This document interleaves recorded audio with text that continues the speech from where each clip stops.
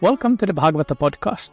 I'm Måns Group, a senior lecturer at Åbo Academy University in Finland and a senior research fellow at the Oxford Centre for Hindu Studies.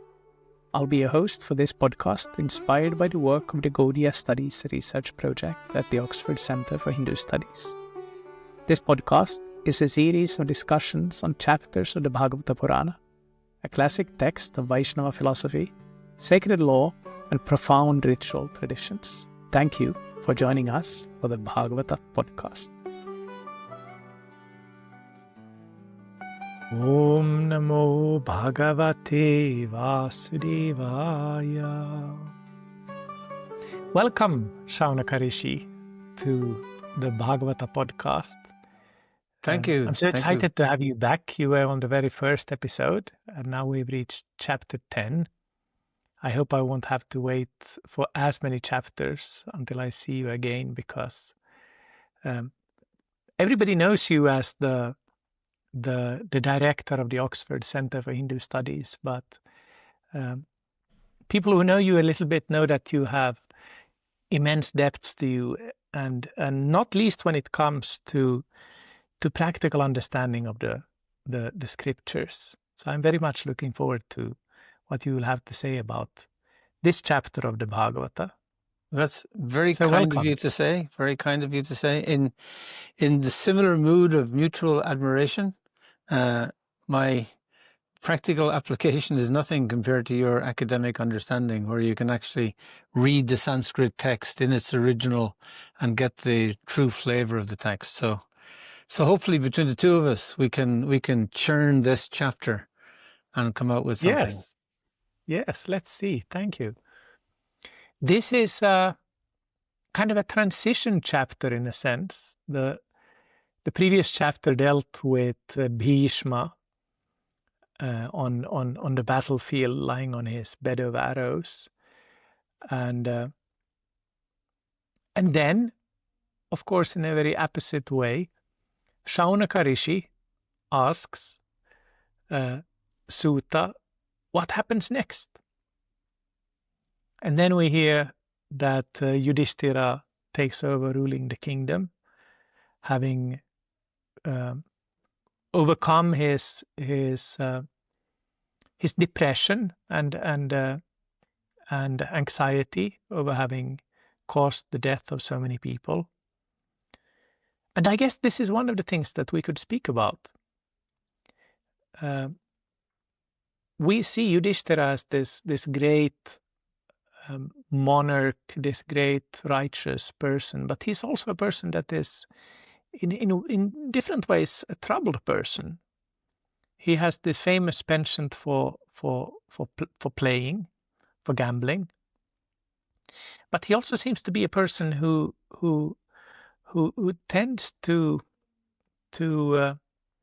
think about things, and perhaps sometimes think too much about things. He goes very into a kind of deep existential crisis after the Kurukshetra war. Do you think that there are some things that we can learn from what happens to him as modern practitioners and people in general? Yes, it's a very interesting observation, and the fact that he did go into that crisis.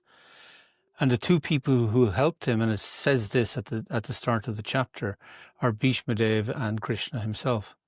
So, but he is very disturbed by having to go to war at all. And before the battle of Kurukshetra, he speaks and he says that he is a Kshatriya and he has no option. It's his Dharma, it's how he's made up. He's very good at it, but he doesn't like the Dharma of Kshatriyas. He has no regard for it. And even though he is a Kshatriya, he doesn't like what he has to do. And Duryodhana, on the other hand, before he goes to battle, talks to his father about, I am a Kshatriya, I will get what I want by any means. And he's, we call him Machiavellian, but he's not actually Duryodhan. Machiavelli was a Duryodhan in real terms, because he came first. But he just shows that this is the Dharma of the Kshatriya, and Duryodhana is actually exemplifying it quite well. It just sounds terrible, especially compared to Yudhishthira. And even among his brothers, Yudhishthira's brothers at different times, they're in the house of lack and they're burned out, and then they're exiled, and then in the gambling match first, and he loses everything, and he loses his wife and his brothers, then they're exiled. So it just gets worse and worse and worse. And at every point, one of the brothers says, now we have to act. I mean, the first one obviously is Bhima, rah, kill. And they all go through this. And Draupadi as well really takes him to task. And when you hear what she has to say, she's not Sita Rani with Ram. she's very strong and fiery, and she really lets him have it. And still he doesn't act. So he doesn't act till the very last minute, till there's no other option. He has to act based on Dharma. And it's very frustrating watching him not act. And a lot of people think, like you say, he's reticent, he's not ruthless, is he really the man for the job and everything. And then after the battle, he has this, as you say, a crisis. He goes into a depression. And then he's brought out of his depression by Bhishma and Krishna. But it's very interesting. We read up to the 6th Parvan in the Mahabharata, where the battle takes place. Then after the battle, there are 12 more Parvans. And we hardly ever read those. But in those, a lot of it is Bhishma's teachings. And half of Bhishma's teachings are about leadership, which is what's reflected in the Bhagavatam. But the other half is about ahimsa as the basis of Dharma. And this becomes one of the main messages of the Mahabharata. And in the end of the Mahabharata, Yudhishthira is the hero. He's the Dharmaraj. He's the one who acted properly. So his difficulty and his thoughtfulness is what defines a king or a leader or someone who has the capacity to care. So even though it looks terribly awkward and kind of, oh my God, it looks like he's going to extremes, but it's because he's going to places we wouldn't go. We would get off the boat like Bhishma and Arjuna and Draupadi, etc. And as they're going up the hill at the end of their life, each of them dies first, then the other, then in the same sequence that they wanted to engage with violence and as the option. So it is very interesting that that Yudhishthira turns out to be the hero, the real hero, and it isn't simply martial. It's a question of character. It's a question of who he is as a person and his capacity for deep thought. And I think the issue is that we don't meet people of such deep thought. We're not people of such deep thought. So we can't go to where he's going because we don't have broad enough shoulders to carry that kind of responsibility, to think that deeply, because it would just crush us. We'd become incapable of doing anything. You couldn't walk out the door in case you hit a fly. So Yudhishthira, he has that depth, but he also has the capacity to carry that depth and to be the emperor and to act in an imperial way, in a way that, and that isn't that very interesting that a number of the texts are talking about how the earth under his rule, everything happens so wonderfully. The earth and the sea and the waters, everything is working in perfect harmony, and it says not disturbed by mental agonies, diseases, or excessive heat or cold. People aren't disturbed by these things during his rule because everything is calm. The world becomes calm. The devas become pacified. Nature itself, Bhumi Devi, is peaceful. And we hear, a lot of the reasons why an avatar comes is because Bhumi Devi goes and asks for help. If we look at the scriptures, she personally has a voice and she asks and she comments on the kind of people who are tramping on her. But when Yudhishthira is the boss, then she's actually quite pacified and everything works. And the milk bags of the happy cows, flow into the pasture lands. I remember when I read that first, it sounds very deliriously happy, but I thought very messy as well.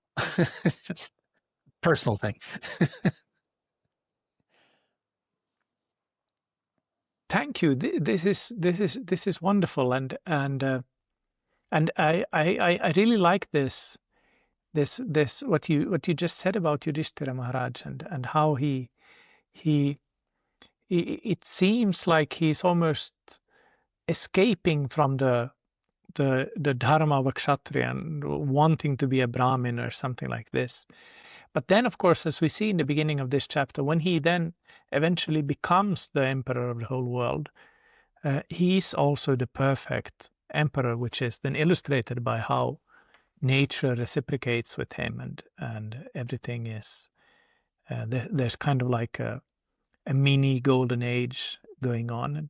And Prabhupada, of course, he expands on all of these themes in his purports. I've spoken with some of the other guests about Prabhupada's purports here in the first canto, and the way in which he often takes the opportunity to engage with social issues. He does so to some extent here as well. Mm.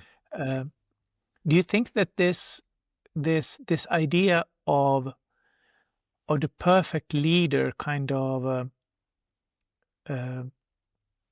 making even nature kind of act in a regular and perfect way, how should we take that? Is that something that is applicable in the present era in some way as well? Well, I think it's applicable in every era. Maybe it's not appropriate for us to say perfect leader, because I think the only example of that in Shastra is Lord Ramchandra, and the raison d'etre of the reason of the Ramayana is who is the perfect leader. That's the answer is Ramchandra. So as an avatar, you can't beat the avatar. So he's not going to be the perfect leader. But in terms of an exemplar, excellent leader, top marks. Yes, and I think it is, would you vote for Yudhishthira? Yes. And then think of all the other options that we're faced with today, the actual choices we have. Would we vote for them? Oh, maybe I have to. Or in some countries you're legally forced to, but wouldn't you have to be inspired by someone? And I think that's the issue, for instance, with Bhumi Devi. Bhumi Devi went to the Lord, asked for help. Krishna came, and Yudhishthira was the result, and she was perfectly happy. The earth and everything to do with the earth and all the animals and all the people were pacified. And that's, that then it works. And the social commentary that you're talking about isn't simply in Prabhupada's purports in this chapter, it's also in the text itself. So the women who have a very interesting voice in this, nearly almost half the chapter is the voice of women discussing Krishna, and very philosophically. Their analysis is very deep. But they say, when kings and administrators are being greedy and acting like animals, then that's when the trouble starts. So that's also social commentary, and it's very linked in this chapter to Yudhishthira, and then their comment that in the very recent past for them, they lived in a circumstance where the kings and administrators were just avaricious, greedy, acting like animals. And that was Yudhishthira's thing about the Dharma of Kshatriyas. He said they're like dogs barking. They bark at each other, woof, woof, woof, woof, woof. And then it gets all violent.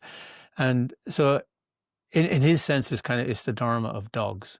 It's not very profound, And the women are also looking at it like this, that when these people start acting like this, it just destroys society. So that the social commentary is in the text. Prabhupada and other commentators are picking it up from the text. So it's showing that his rule is exemplary. And then the ladies are commenting on it later about Krishna's appearance when he comes. And this is why he comes. But it's definitely commenting on Yudhishthira is not that king. In fact, he's the antidote. So what's the antidote? The antidote is someone who knows himself, who is fully confident in himself. And Yudhishthira has thought through every decision, every choice, from every angle of vision. He's looked in terms of the relationship to everyone, who wins, who loses, so that this can be as dharmic, as good as possible, as lacking in himsa, lacking in hurt as possible. And because he's done that, then everyone feels that. They feel cared for. They feel there's empathy for them, even if they're not having the best time. But there's no excessive heat or cold. Disease is minimal, and there's no mental anxiety. And just the fact that that's the translation of it is mental anxiety. Mental agony is one of the biggest sicknesses on the planet today. Among young people particularly, and it was then, obviously. It's picking up that mental anxiety drives us crazy. It drives us to drink and drugs and all kinds of stuff, and suicide and whatnot. So to be relieved from that, to feel pacified that no one's coming after you. Why? Because the leader of the state is just so good. You can trust him. Bhumi Devi trusts him. The Devas trust him. Krishna trusts him. And it's that person that allows relationships to happen. For everyone to just relax into relationships and get on with each other. And it starts with his ability to have relationships, to make decisions based on relationships. Even, how he treats Dhritarashtra and his wife Gandhari after the battle. I mean, it's so gracious, so kind, so affectionate. What kind of a person is so forgiving? I mean, this guy's son, with his encouragement, even if it's kind of tacit approval or reluctant approval, but nonetheless, the blessings were given. And Gandhari got pretty annoyed with Krishna and said all kinds of crazy things, but he still sticks with them for dharmic reasons. And yeah, and he does it for the right reason. Vidura comes in and says, "What are you guys doing here?" He puts Dhritarashtra and Gandhari straight. It's not Yudhishthira's position to do that, so he doesn't do it. So he just serves them.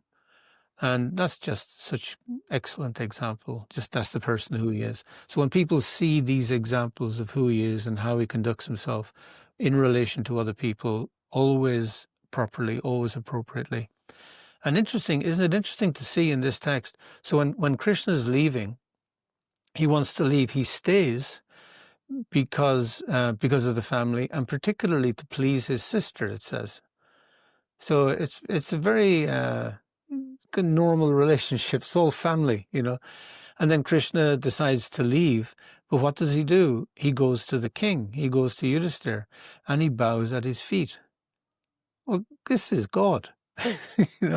He doesn't have to bow at anyone's feet.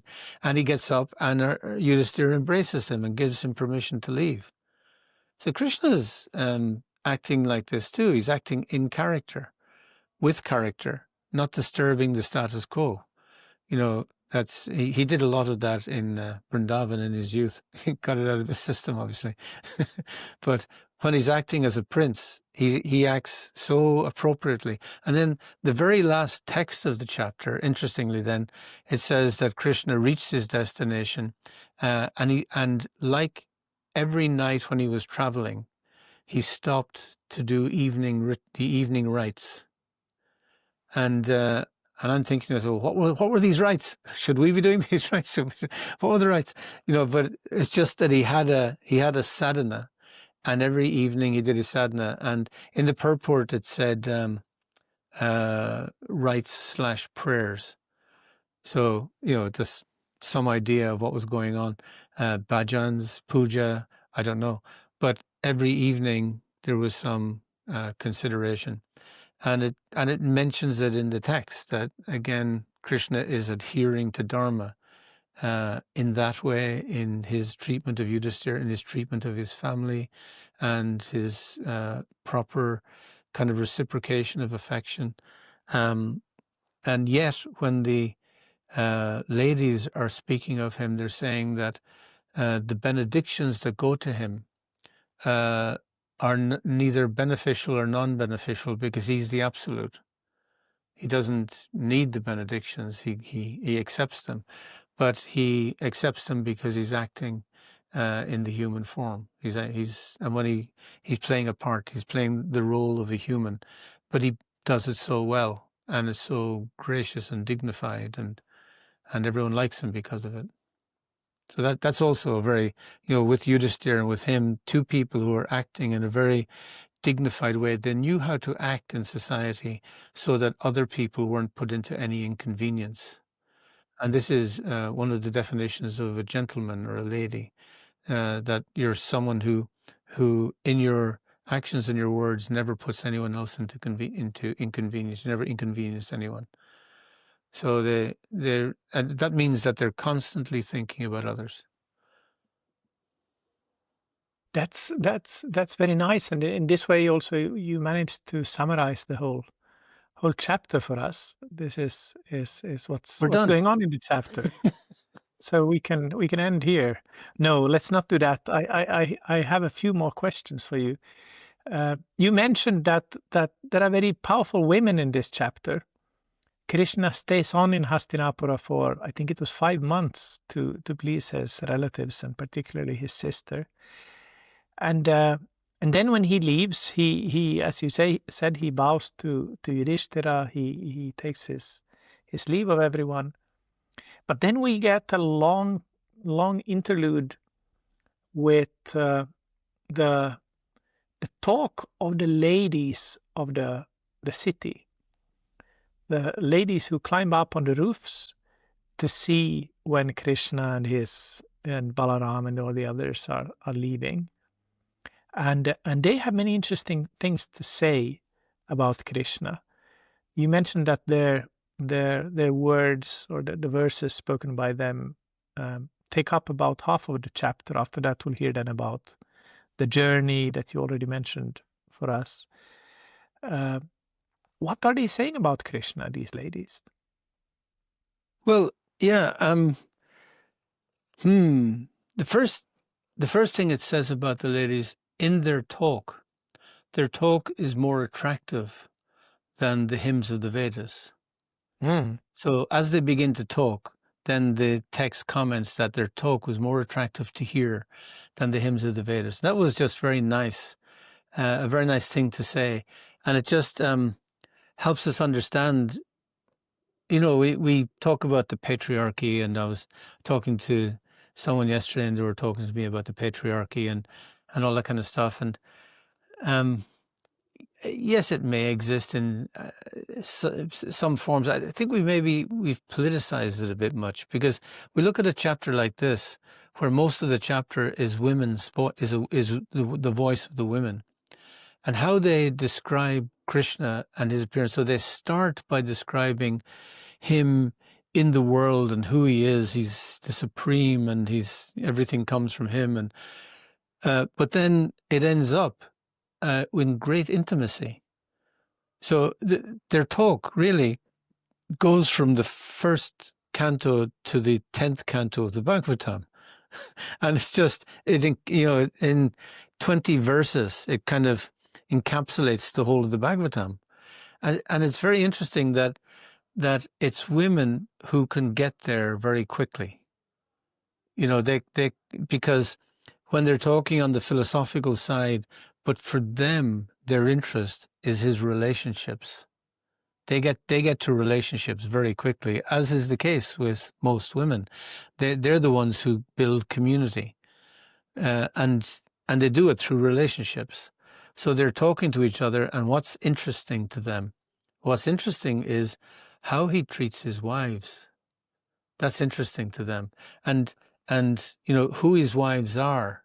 And his wives are these queens in Dwarka. But it also says, these queens in Dwarka, it says, what kind of vows and penances and pujas and prayers did they undergo so that they could have this intimacy with Krishna? And then the intimacy is kissing, that they get to kiss Krishna.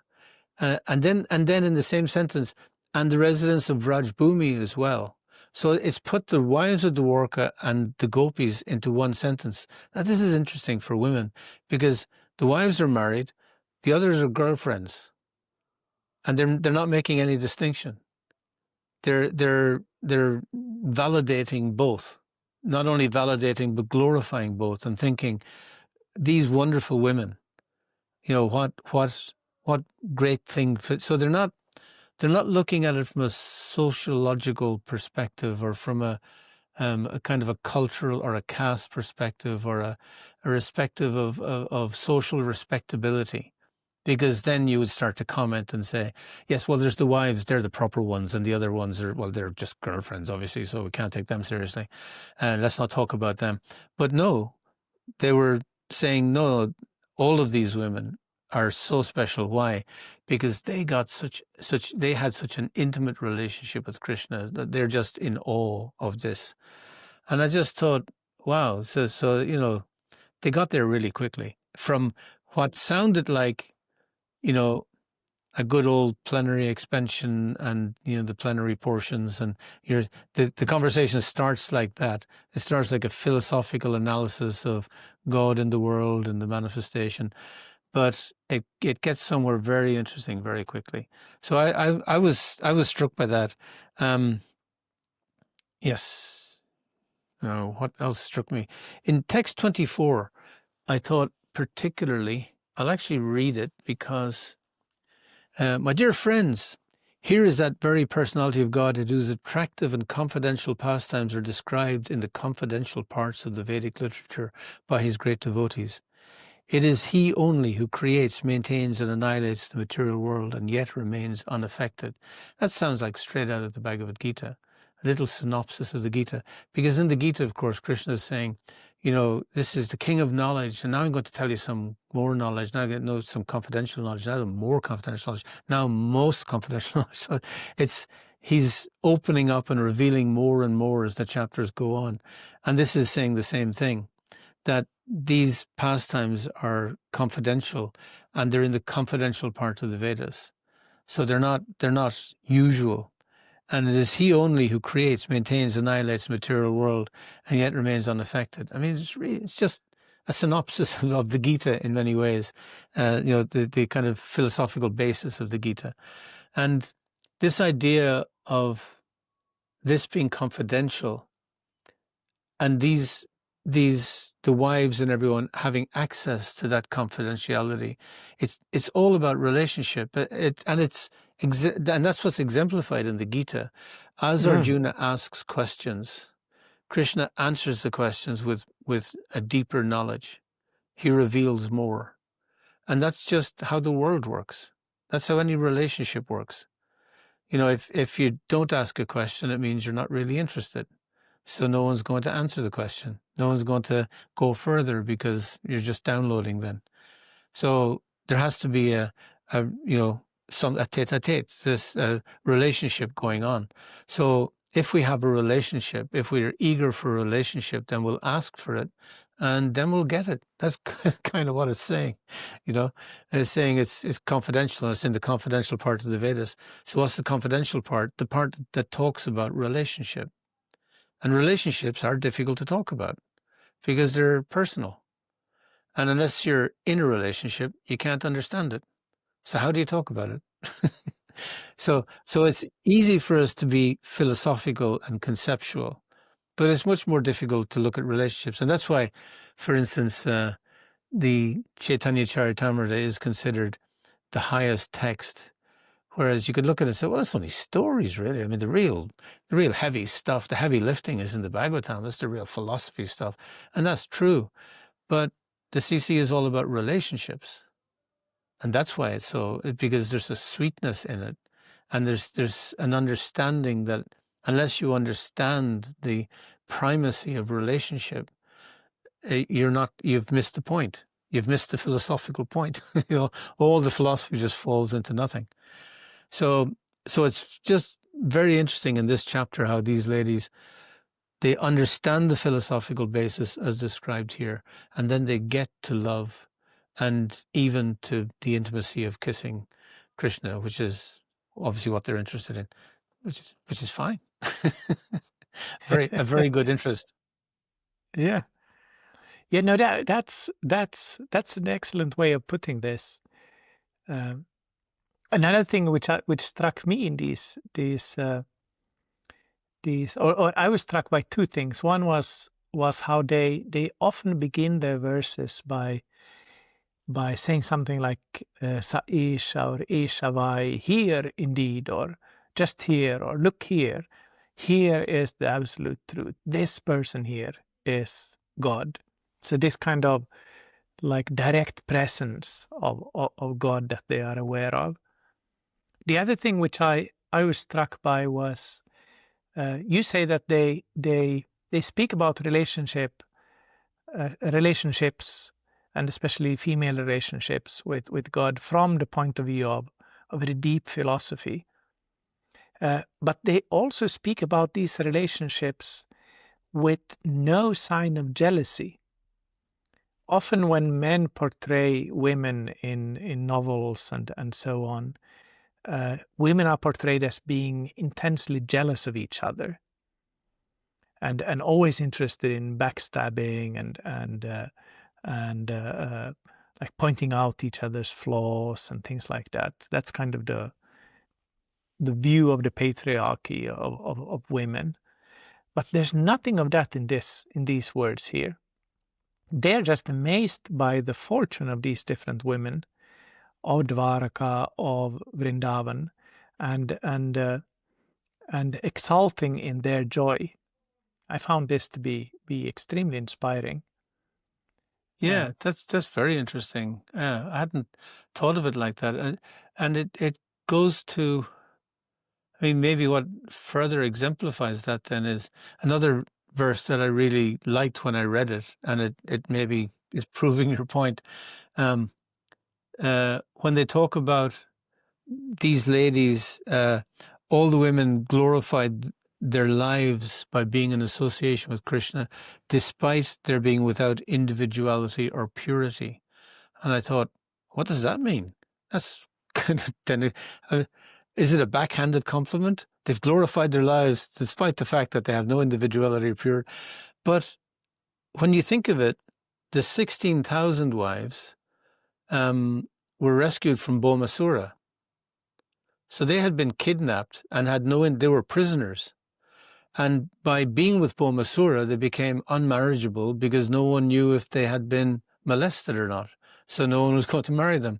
And they were all high-born women, so they were really destitute in every sense, in every way that we could look at things socially, which is how we look at things a lot.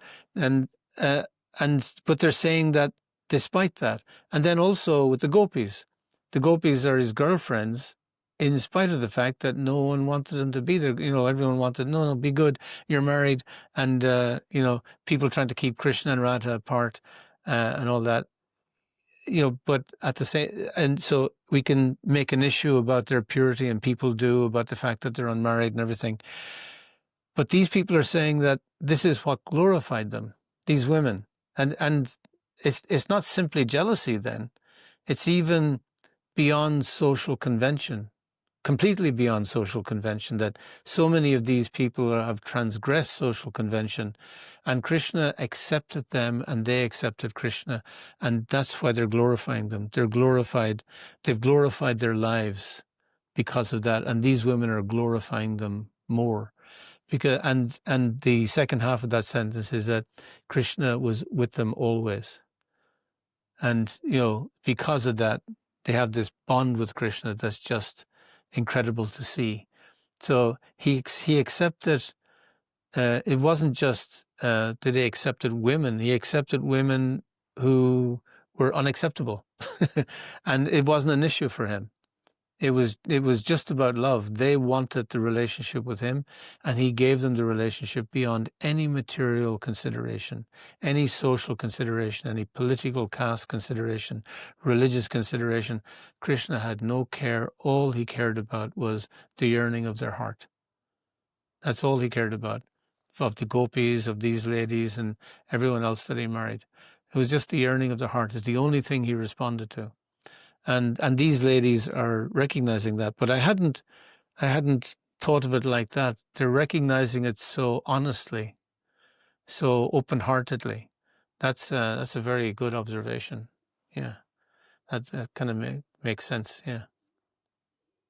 I think that's something that, in a way, maybe ties back with this theme of the perfect leader that we were, or you said not perfect, but very very good leader that we spoke about earlier. Uh, being able to appreciate others without jealousy. That's also something that we see very much personified in Yudhishthira, in the way that he appreciates his brothers, for example. He's the elder brother, and by the law of primogeniture, he's the leader. He's the one who inherits the power and so on. But he always makes sure to share everything with his brothers. You are yourself, of course, a leader. You've led the Oxford Center for Hindu Studies since its inception. And I'm sure you've seen many other leaders in the ISKCON movement during the years, good and less good leaders, perhaps. Are there some other qualities of a good leader that these narrations about Yudhishthira bring to mind to you? Well, yeah. I mean, you're very kind to say the words you said. I don't see myself as a good leader. I've always militated against it. I think it's a very serious mantle to adopt. Yeah. I I see it like that. But I love to study the subject. I love to be inspired by good leaders. And you do see some, and it's kind of difficult sometimes because we sometimes equate leadership with management or kind of. I remember when I was a young devotee in the ashrams, the Maharati book distributor, the big warrior book distributor, depends on results. And by results, you're a big person or a not big person. You're an exemplar, and I just, I don't get that now. It just doesn't make any sense at all. From a spiritual point of view, I'm more interested in spiritual leadership than someone running off with a sword into the distance to smite the demons. I just think there are kind of wiser ways of conducting yourself in the world. It's a very young person's thing, and I did it. I was a young person, and I did all the stupid things every young person does. But I do think that a leader has to be able to understand people and understand their needs, and be able to walk out at exactly the right time to do the right thing. And it could be done very quietly. It could be done in the background. It could be done in the foreground. But they just act at the right time. And they act because others need them to act. And it's not based on their personal desire. It could even go against their personal desire. The last thing they might want to do is to go out and do that thing, and stand up in public and make a hoo-ha. But they do it for others. And it's just someone who can discern the right time and the right place.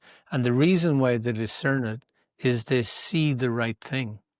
They understand what the right thing to do is because they live that life thinking of what the right, always discerning, always looking at how to improve themselves, how to consider others, how to make sure that they're not hurting people or being cruel to people, whether they're humans or animals or plants, and just thinking like that. And, it's like the story of the hunter who then, when Angira and Narada came to see him, and he stopped before he saw them so that he could pick up some ants in a shoal and put them somewhere else. And he was so sensitive to the ants, whereas before he killed anything and everything cruelly. And it's kind of like that. We change as people, and a leader is someone who is in the process of changing. So it's an ongoing process. It never ends, because there's always the possibility of becoming more thoughtful, more conscious, and more available to others. If we're thinking about others, we're available to others. So that then you begin to think, why do I not take intoxication? Well, if I take intoxication, I'm not available to others. Someone rings me at 12 o'clock at night, and I'm drunk, or I'm on drugs, or I'm doing something, and I'm not available because their father or mother died, or it's the biggest thing in their life has happened, and I'm not there. So you begin to think about, why do we follow these principles, and why do we do these things? And it's not about ourselves, but obviously so much is about ourselves. When we're little kids, everything is about ourselves, more or less. When do we start to think about others, and how do we start that journey? So I think it's an ongoing journey, and I think real leadership is someone who is sincerely developing virtue by practicing principles. And it's more than simply character, it's quality as well. There's a certain quality to the person, and that somehow the principles define their character, but their character is exemplified in virtues like humility, compassion, tolerance, honesty. And these are things that just come out over time, and we can't expect them immediately. We can't expect to be born with them. It's just life helps us understand them if we have some sadness, some practice. So, and the biggest word around that is possibly trust. If someone doesn't have principles and doesn't declare their principles, we can't trust them.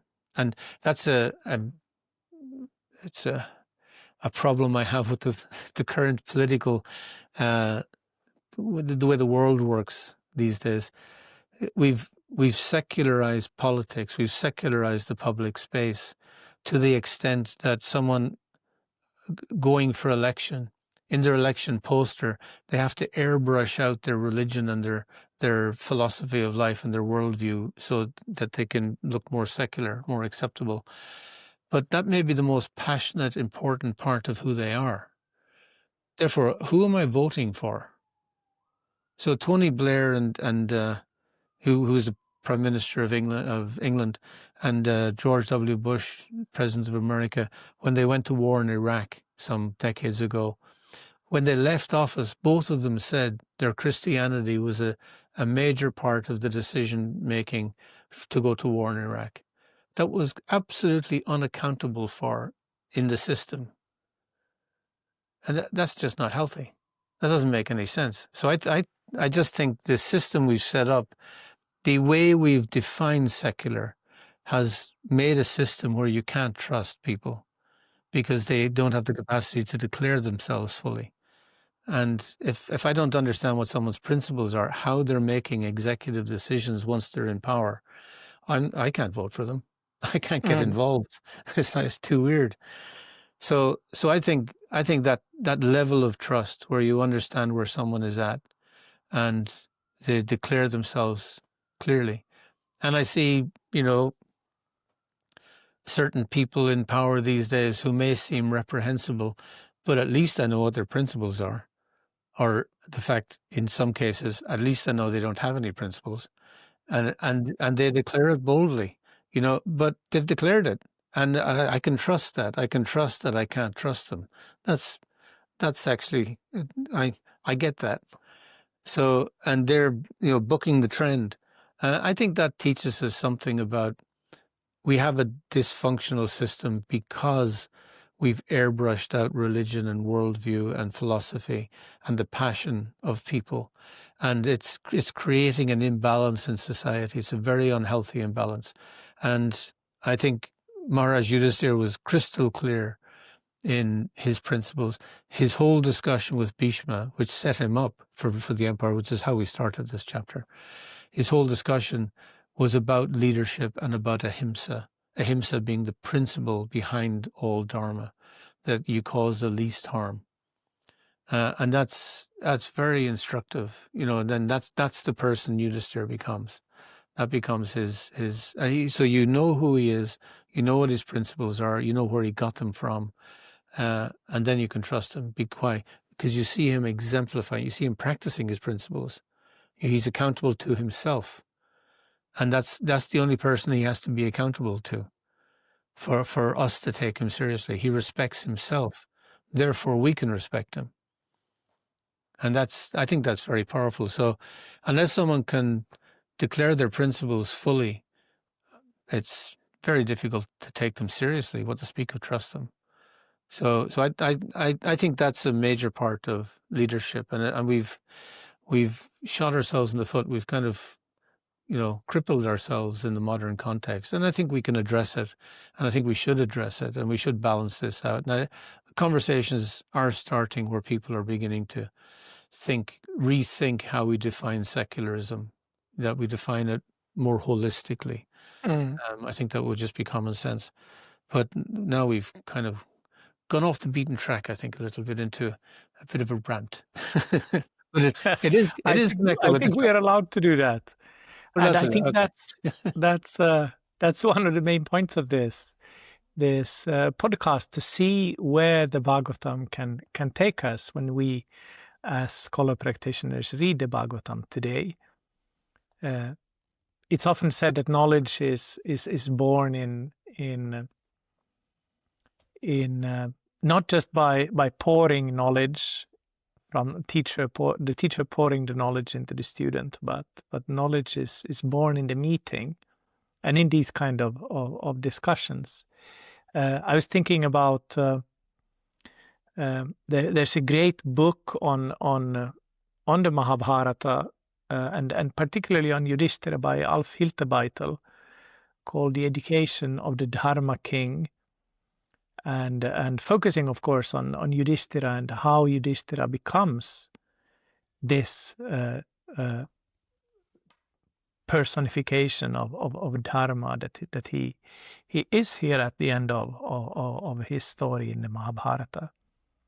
And many of the things that you just said resonate very, very beautifully with what the whole Mahabharata speaks about Yudhishthira and his kind of ongoing process of becoming this leader that he is. It's not that one day he is not a leader and then the next day he is, but it's a process. And this thing that you say about secularism, of course, is very interesting, because secularism is interpreted in so very different ways in different places. To be secular in the United Kingdom is very different from being secular in France, or for that matter, being secular in India, where secularism is usually understood as being neutral in religious questions. Not that you become irreligious or non-religious, but that you allow everybody to be whatever they are. Whether that is practiced in India today is a different matter, but at least that's the kind of Indian understanding of secularism, or has been. And I think we could argue that Yudhishthira very much is a secular person in that way. He is not forcing his understanding of religion on anybody else. I wanted to also speak a little bit about the end of the chapter, because we've heard now about Yudhishthira. We've heard about the prayers of these ladies climbing up on the roofs, and then Krishna leaves. He's been trying to leave before. He's been stopped by Kunti some chapters back, but now he does leave. And he travels together with his 16,108 wives and all the soldiers and relatives. And I think he has perhaps 11 children with all the wives. So it's not a small group that is traveling. And the text mentions the different areas they travel through. And as you said earlier today, each evening they make sure to Krishna makes sure to conduct the appropriate rituals. I very much like this. This description of the travel. It's brief, and it doesn't give many details. As you say, we don't know what exactly those rituals were, but you get the feel of this huge caravan of people going slowly from one place to another, maybe with bullock carts and horses and camels, and I suppose they had some elephants as well. And then stopping, pitching up their tents, making their evening meals or whatever, and then sitting down for religious rituals at the end of the day. Sometimes we hear that the first thing we should do in the morning when we get up is not take out the phone and start checking Instagram, but we should actually engage in prayer or meditation or something like that, the very first thing that we do when we get out of bed. But maybe it should be the opposite as well. The last thing we should do in the evening, like Krishna here, is to engage in something uplifting, something spiritual. Do you have any advice for what kind of things that could be? What kind of evening rituals could we have? I remember when I was living in the temple, in one temple in Mountjoy Square in Dublin. It was the first Dublin temple, and it was a lovely Georgian house. It had a lovely temple room. And in the evening at 9, for the 9 o'clock arti, just at one phase in this, one time we had this really crazy program, in one sense, but wonderful program, where everyone got up at 2 o'clock and chanted all their rounds before Mangal Arti. And, then the whole day went on. And then at 9 o'clock, everyone went to the last arti of the evening and sat there for 15 minutes, just sat and in absolute silence, just looking at the deities and maybe reviewing the day. What could we have done better? And there was no set thing. It was just, and the evening is a time when you can do that, where you can just sit silently. Maybe that's because of Tamagun, but but it was so, you're just sitting there, and it's completely winding down. But we all found it very, very helpful. It was the favorite time of the day for many of us, that we just sit there and just reflect on the day and have the time to think and digest the day. So much happens in a day, and so many interesting things happen, and we forget, we move on to the next thing, and what's on the phone and what's on this. But to just think about what happened today, and who did I bump into, and what did I talk, and what interesting thing happened, what serendipitous thing happened that could have been Krishna talking to me. Was Krishna talking to me today? Was he trying to say something? Was I listening? You have time to think about that. And then so, I mean, just for instance, for me, last year on Govardhan Puja, I'd been praying to my little Giriraj for help, as I do. Help! That's my prayer. But we had a particular need of £1.7 million. So that's a real need. A little need. Small little prayer, But it was like, if Krishna wills it, and if Krishna wills it. So then I was asked to go down to a temple in London on Govardhan Puja Day to give a talk. And it was a Swaminarayan temple, and they called it Ankut. And so I gave the talk. And this gentleman came over afterwards and said, Shaunaka, we haven't seen each other for ages. How can I help? And I said, well, it's funny you should ask. I was laughingly said, £1.7 million. And he gave it to me. It's like, what? So then I came home that night, and I was sitting down thinking about the day. And I suddenly realized, my little deity is Govinda, Giriraj. And that's who I do my puja to every day and open my mind to, and tell him what's going on, and all my joys, all my anxieties. And then on Govardhan Puja Day, and I didn't make the connection. There I was standing there, bamboozled by the fact. And it's only when I sat down and thought about it that I suddenly made the connection. Oh, I understand what happened now. And it was kind of so obvious, but we miss it because of another WhatsApp comes in. we Yes. get distracted. So to take the time to sit together, and I remember as a kid, my aunt used to always say, "A family that prays together stays together."